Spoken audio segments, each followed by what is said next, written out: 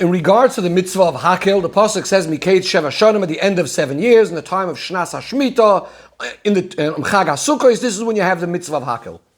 Rashi says Miketz Sheva Shanim means in the first year of Shemitah, which is the 8th year, meaning following from the 7-year cycle. So why is it called Shnas HaShmita? Because the dinim of Shemitah, to a certain extent, still apply to some of the things that were growing in the 7th year and are now being harvested. And that's why it's being called Shnas HaShmita. Now, seemingly what Rashi is trying to explain is, why does the pasuk say Miketz Sheva Shanim at the end of the 7 years, B'moyed Shnas HaShmita, which sounds like at the end of the 7 years? Then why does it say B'chag HaSukkos? Sukkos, as we know, is not the end of a year. Sukkos is in the beginning of the year. And this is why Rashi is explaining that we actually mean after the 7 years, so we're actually into the 8th year. The question, however, is if Rashi's whole basis is the word Chag HaSukkos, then Rashi should have quoted the words B'chag HaSukkos in his Dibur HaMaschel, if that's what's bothering him. Also, if Rashi is trying to explain that Miketz means after the 7 years, so Rashi could have just said the 8th year. Why is it relevant to Rashi also to emphasize the point that it's the first year of the Shemitah cycle? Says the Rebbe, perhaps we could suggest that maybe Rashi was actually coming and telling us that Miketz means something else.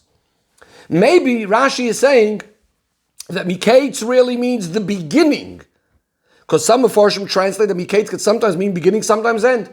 So maybe Rashi is saying Miketz is the beginning of the 7-year cycle. But if that's the case, then why is Rashi saying Sheishana Shminis, that is the 8th year? Again, seemingly implying that it's a continuation to the 7-year cycle. More importantly, says Rebbe, Rashi had clearly told us in Parshas Miketz that whenever it says Ketz, it always means the end. So if Rashi thinks that in this case it's a yotzim and a klal, it's an exception to the rule, Rashi should have said that clearly and brought a proof. Another thing, says the Rebbe, we need to understand, why is it when we're speaking about the mitzvah of Hakel, why is it relevant that some of the dinim of Shemitah are still applying? Says the Rebbe, the explanation of all of this is that what was really bothering Rashi is something much more general, and that is regarding the timing of mitzvah of Hakel. The Torah itself tells us the purpose of mitzvah of Hakel is the Yidden are all going to gather together, and they're going to learn to fear Hashem. In other words, it's about giving inspiration for fear of Hashem, which usually you would imagine you do in the beginning of a certain period, of a certain era. You want to give inspiration for the next few weeks, months, years, or whatever it could be. So the question is, if that's the case, why is the Torah then describing it as if it sounds like it's the end of a time? Miketz Sheva Shanim, at the end of 7 years. And this is what Rashi is telling us. In fact, we are speaking about the beginning of a period. Rashi says it's Shana Rishona, it's the first year of the next Shemitah cycle. But then you could ask them, why is the Torah describing it as Miketz Sheva Shanim? That sounds like it's about coming from the Shemitah year. And this is why Rashi says, yes, it is the 8th year. In other words, it really is very relevant that it's coming in continuation to the ending of the Shemitah cycle. Why? Says the Rebbe, the idea of Shemitah is that this is a time where everyone is available, free of work, and therefore it's a time that we could designate ourselves for serving Hashem, strengthening ourselves in Limudat Torah, Yirah Shamayim, fear of Hashem, fulfilling the mitzvahs, etc. That's what's happening in Shemitah. Hakel, the time of Hakel, is sort of this link of taking that inspiration from the previous Shemitah and bringing it now to the next 6 years. When we need to start a period of time now when we are going to get involved in work again, we need some special inspiration. We need to take it from the Shemitah year to the next few years. And that's really the purpose of Hakel, to utilize this uplifting experience, spiritual experience that we just had in the Shemitah year, and transform it as a basis for the next inspiration and strengthening ourselves in fear of Hashem for the next few years. And that's what Rashi means when he says, B'shana Rishona Shel Shemitah is the first year of Shemitah. Sheishana Hashminis, which is the 8th year. So we're saying two things. On the one hand, we're saying it's the beginning of a new period, but at the same time, we're saying it's a continuation to the previous Shemitah. Says the Rebbe, this will help us now understand also why we speak about the idea that the dinim of Shemitah still apply. Because since there's still some dinim of Shemitah applying, we're still not involved completely in the agriculture, the work of the land, so we're still available, we still have extra time for the learning of Torah and to utilize this inspiration and take it for further. The Rebbe says one of the interesting, amazing things we could take out in the halacha aspect of this Rashi is, because really you could ask a question, when Torah says that Hakel is coming after Shemitah, is this just a sign in time to tell us when Hakel comes? Or is Hakel intrinsically connected to Shemitah? What would be the difference? So in the time of the Bayis Sheni, there's an opinion that Shemitah was only midrabanan. Well, if Shemitah is only midrabanan, then do we have the mitzvah of Hakel midoraisa from the Torah?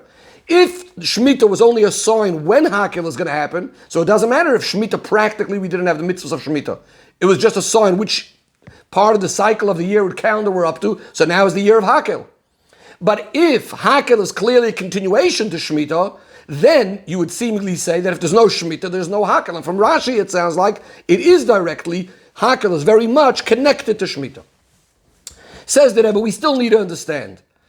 We just explained Shemitah as the idea we're available, we don't have work, we could go learn Torah. But when you look into the Torah, seemingly what the main focus the Torah is speaking about is the fact that the land is resting, that there's no work being done in the land. And as the Mefarshim that explain the reasons for mitzvahs explain it, the Sefer HaChinuch and others, it's the idea that a Yid should recognize that the Eibishter is the boss over everything. And therefore, so Shemitah here, he's letting go of the work of the land. He recognizes it's not his, it's Hashem's. And then when it will come the next 6 years, he will do it also in accordance to the way Hashem wants. Now, since we're saying that, as we explained, that Torah is emphasizing that Hakel is a continuation to Shemitah and the beginning also of the next cycle, we somehow need to see how this idea as well is connected with the Hakel idea. In other words, this idea of bringing out how Hashem is the Balabais over everything. How do we see this in Hakel, the link between the previous 6 years and the Shemitah year and the following cycle in this idea of Hashem being the Balabais? Says the Rebbe, this is connected to the Parshias that the king would read in the time of Hakel. The Mishnah tells us that there are various different Parshias that are read. We read from the beginning of Chumash Dvarim, we read Parsha of Shema, V'hoyim Shemoya, the Parsha about the Meiseros, of giving Meiser, and then finally the Parsha of appointing a king. So the Rebbe says like this, how is this all connected to Shemitah? And taking the inspiration of Shemitah for further.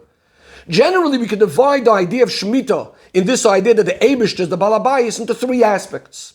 Number 1, there's the idea that the person rests. He's not doing work, and therefore, as we said, he can dedicate himself to learning and to spirituality.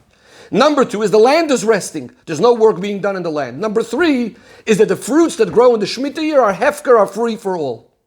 Now, if we said the idea of Shemitah is to show that everything belongs to Hashem, so Hashem's ownership over everything is going to be expressed in these 3 ideas. The fact that the person is resting and not doing work, that shows the Eibishter's ownership over the person.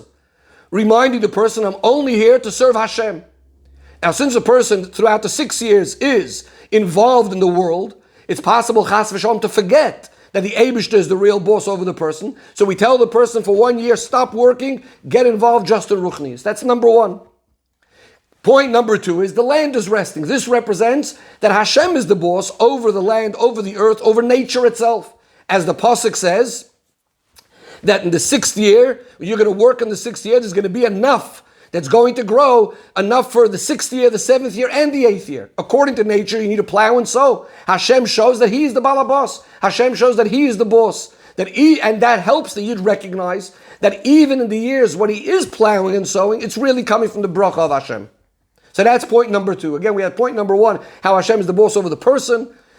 Point number 2, Hashem is in charge and boss over the land, over the earth, over nature itself. Finally, there's the fruits that are hefker.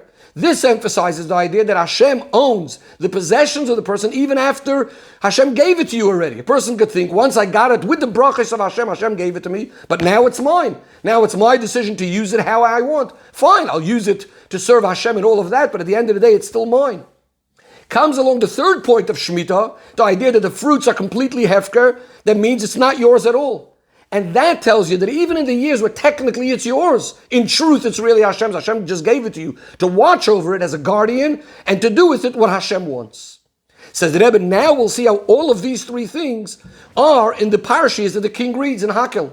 And therefore it's going to be again taking the inspiration of Shemitah for the next 6 years. And that is, the king first of all reads, we said he reads Parsha of Shema, and this is speaking about the Ruchni is the Kavoid of Yid, Kabbalah so Malchus Shamayim, learning Torah, doing mitzvahs. This fits with the first idea that the person is resting, which the goal of that was to remind the person he removes himself from earthly, worldly things and dedicate himself to Ruchnius. Point number 2, V'hoyim Shemoya speaks about that if you're going to do what Hashem wants, Hashem is going to give the rain and things are going to grow If Chas v'Shalom not in the other way, showing the idea that the Eibishter is the boss over nature itself, and that that's dependent on our fulfillment of mitzvahs. And finally, the third point is when we read about the Parsha of Meiseris, which tells us, giving Truma, Meiser, etc., which tells us that even after we have it already, it still belongs to Hashem, and therefore we need to take some of it and give it to the poor, give it to the Kohen, give it to the Levi. In other words, really recognizing that it all belongs to Hashem even afterwards. And finally, we read about the appointing of a king, and also the king is the one that reads all these parashiyos, because the true recognition that a person should have that really everything belongs to Hashem, we have this absolute bittul to Hashem, this is what the king is all about. Chassidus explained that the idea of a king is really to help us fully live with this idea of absolute bittul and kabbalas ol malchus shamayim. So now we can understand why the Parsha of Hakel is read at the beginning of the new cycle in the 8th year. And the Rebbe says, the Rebbe finishes off by one more point. We just said before that the dinim of Shemitah still apply then as well, because on the one hand, to feel that the Eibishter is the boss over Teva, that we feel in the 8th year, we're still eating the fruits from the 6th year. But in order to recognize this other point, that even after the possessions were given to me, it still belongs to Hashem, that's why we say that the dinim of Shemitah still apply to things that grew in the 7th year, are still not ours, even in the beginning of the 8th year, to help us recognize this idea as well, and therefore that's the most appropriate way and time to take inside of us an epinemius, the words of the king, and to really learn to fear Hashem on all of the days when the Yidden are living in the land and fulfilling Hashem's desire.